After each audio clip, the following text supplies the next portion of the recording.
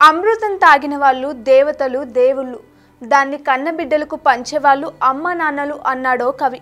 నిజమే.